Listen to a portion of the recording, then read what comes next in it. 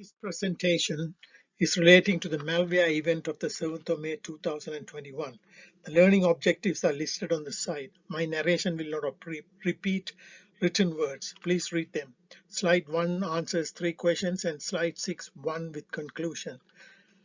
Colonial Pipeline carries gasoline, diesel fuel, jet fuel, and heating oil from Texas to New York via 2 pipelines over 5,500 miles. It services 100 million gallons a day throughput for 57 years. On 7th of May 2021, DarkSide, a hacker group in Europe who provides ransomware as service, infected the computer network using password secured source from the dark web via a VPN that was not used for a long period of time. 100 gigabytes of data was copied and the data files with certain file extensions were encrypted using SALSA 20 and RSA 1024. CEO Blunt paid 4.4 million for the key to decrypt the file. He informed the security committee that he made the decision himself to pay, even though the backup process was fairly good according to Mandiant. FBI got the private key, we don't know how, and retrieved $2.3 million and put the hacker group servers out of action. Slide 2 deals with question 1 to 3. DarkSide is a cyber criminal hacking group believed to be based in Eastern Europe. They are close to the Russian government. FBI confirmed that the attackers of Colonial Pipeline were DarkSide. The group provides ransomware as a service. DarkSide targeted the business side of the operation rather than the operational side, and they claim to be apolitical. The code used by DarkSide resembles that of Rebel Group, and it's considered as an offshoot or a partner of Rebel. They use similar ransom notes and the same code to check Commonwealth independent states' status. How was it committed? The password was found in the dark web. User ID, we don't know how they got it. Initially, they bypassed the user account control using the CM-STAT+COM interface. It checked the system's location and language for CSI countries and created a log file log.userid.txt.it, deleted files in the recycle bin, uninstalled specific security and backup software programs, and terminated processes to allow access to user data files. During the encryption process, a user ID was generated based on a MAC address and appended to the file data and encrypted with SALSA 20 and randomly generated matrix key, which encrypted with a hard-coded RSA key, which was appended to the file. Certain files were not encrypted. It used 1024 encryption key.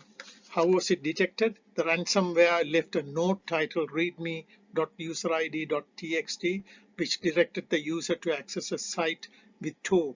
This site then prompted the user to verify the identity and make a payment using Bitcoin. Slide 3 deals with question 4. In my opinion, malware cannot be evaded.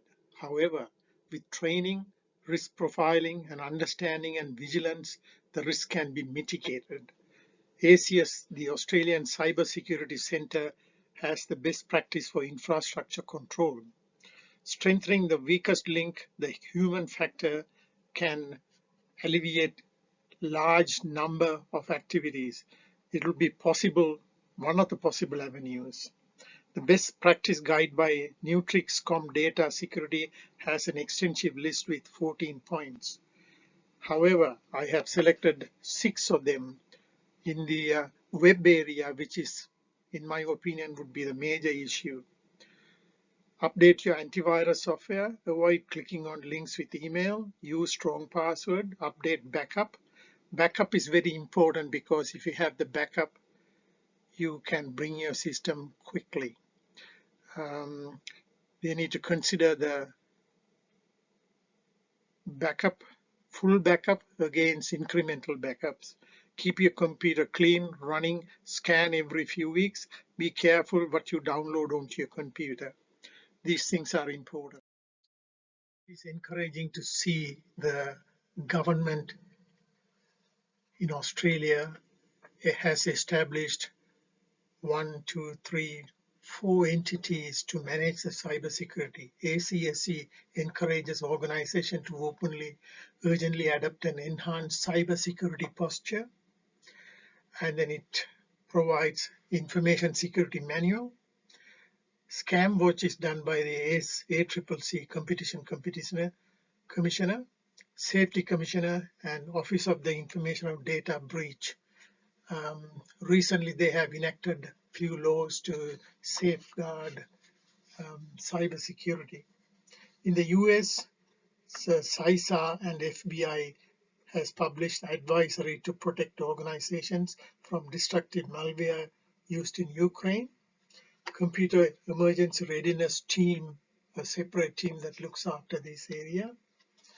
In the UK government, they have a document that has been recently given, which talks about the pillars, pillar 1 and pillar 2, building strong foundations, resilience, defending as one.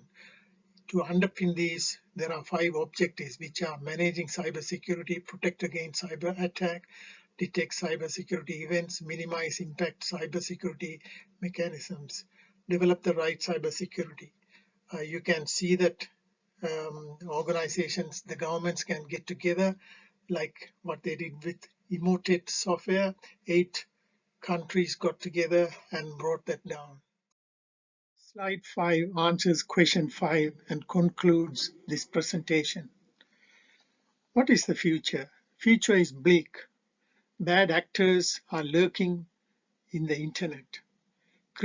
As Christopher Menial, professor and dean of HBI Institute, said that in a recent study, it showed that attack sophistication increases while the knowledge required to launch the attack decreases. Sorry, no references. I thought that was something that I would like to put it out. With dark net and apps, you can start with ethical hacking and improve on whatever you want to continue with. The world will catch up with knowledge and governments will safeguard their citizens. Australia is leading the world in legislation. We have 3 agencies helping citizens and companies to cope with risk. With the Internet of Things, described as objects that are embedded with sensors, possible ability they connect and exchange data with their other devices. This will increase the likelihood of attacks. Even the fridge is not immune to it. Unless the people start to change the password that comes with it, it's going to happen. More governments will collaborate to ward off the hackers, as I have mentioned in the previous slide. With mechanization and robot, with self-driving cars, humans can stay home without a job and concentrate on ethics of new laws influenced by the lobbyist. There will be early adopters who may have to learn a lot,